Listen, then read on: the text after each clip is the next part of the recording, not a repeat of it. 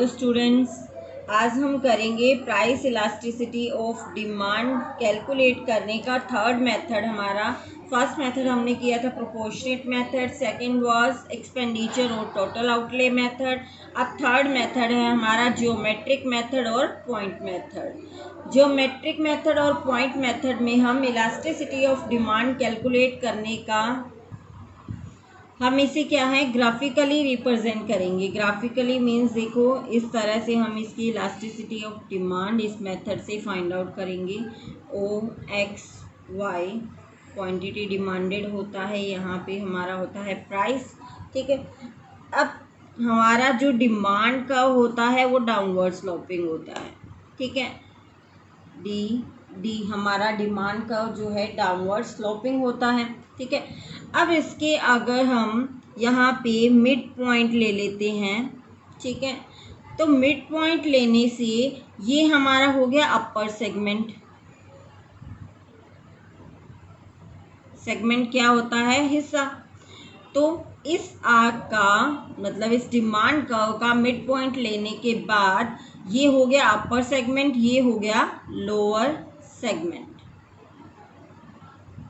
ठीक है, तो एक डीडी कर्व के दो सेगमेंट हमने बना लिए, upper segment and lower segment. अब हमारा जो है ई डी इसमें किस तरह से फाइंड आउट किया जाता है? फॉर्मूला होता है लोअर सेगमेंट डिवाइड में अपर सेगमेंट। ठीक है, या फिर इसको शॉर्ट फॉर्म में कह सकते हो L upon you. Lower segment upon upper segment, lower segment and upon upper segment. ठीक है, अब इसको फिर से हम रिप्रेजेंट कर लेते हैं कि हम किस तरह से इसमें ईडी फाइंड आउट करेंगे।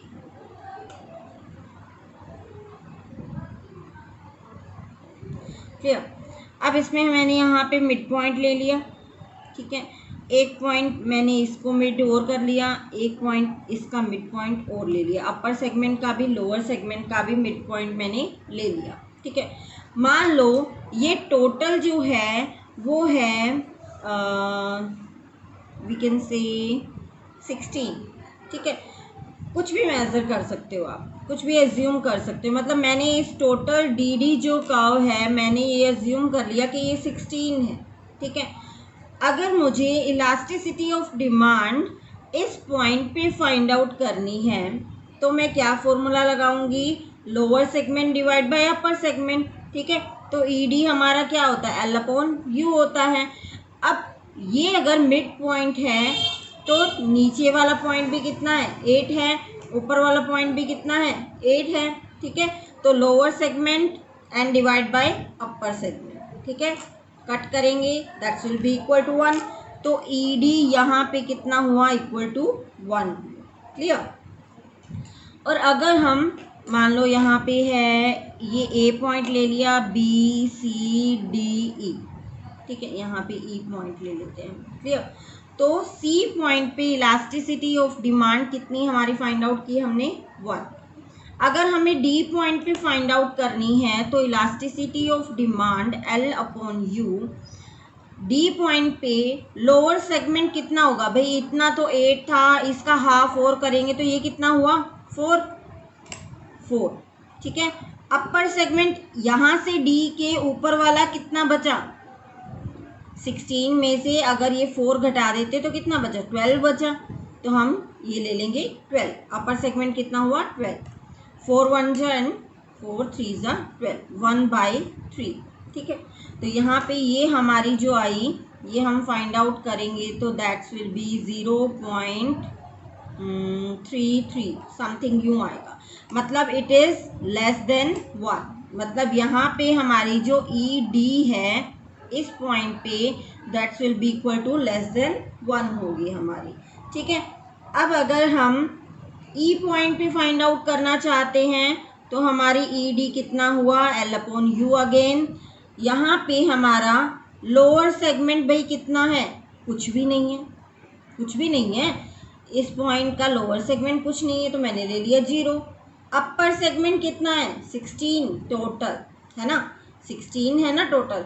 अब जब किसी भी न्यूमेरिकल जैसे मैथमेटिकल भी हम करते हैं तो किसी भी चीज़ के अगर ऊपर 0 आ जाता है तो वो क्या हो जाती है, 0 ही हो जाती है। क्लियर। तो यहाँ पे ED हमारा क्या आया, 0 आया। देन बी पॉइंट पे अगर हम फाइंड आउट करते हैं L/U, बी पॉइंट पे हमारा लोअर सेगमेंट कितना है, देखो अपर सेगमेंट देखोगे पहले तो इतना था 8, इतना कितना ऊपर वाला 4, हाफ हो गया, 8 का हाफ हो गया 4, मतलब अपर सेगमेंट अगर 4 है तो लोअर सेगमेंट कितना हुआ, 16 माइनस 4 12, लोअर सेगमेंट कितना हुआ 12, अपर सेगमेंट कितना है 4, कितना हुआ 3, means it is greater than 1, मतलब यहाँ पे ED क्या आएगा, ग्रेटर देन 1, क्या होगा, ग्रेटर देन 1 होगा। ठीक है। नेक्स्ट हमारा अगर ए पॉइंट पे हम फाइंड आउट कर लेते हैं L/U, ED हम फाइंड आउट करते हैं ए पॉइंट पे, तो हमारा लोअर सेगमेंट क्या है, ए पॉइंट पे अगर आप लोअर सेगमेंट देखोगे तो सारा ही पड़ा है ना, 16 डिवाइड बाय अपर सेगमेंट कुछ भी नहीं है, तो कितना है 0, मतलब अगर किसी का डिनोमिनेटर अगर 0 होता है तो किसके इक्वल हो जाता है, इन्फिनिटी के इक्वल हो जाता है। तो यहाँ पे ED हमारा क्या हुआ, इनफाइनाइट हो गया। ठीक है। तो इस तरह से ज्योमेट्रिक और पॉइंट मेथड में हमने क्या है, elasticity of demand find out करना है, किस फॉर्मूला से, lower segment divide by upper segment. Okay. इससे न्यूमेरिकल, इसके रिलेटेड न्यूमेरिकल अब हम नेक्स्ट वीडियो में करेंगे।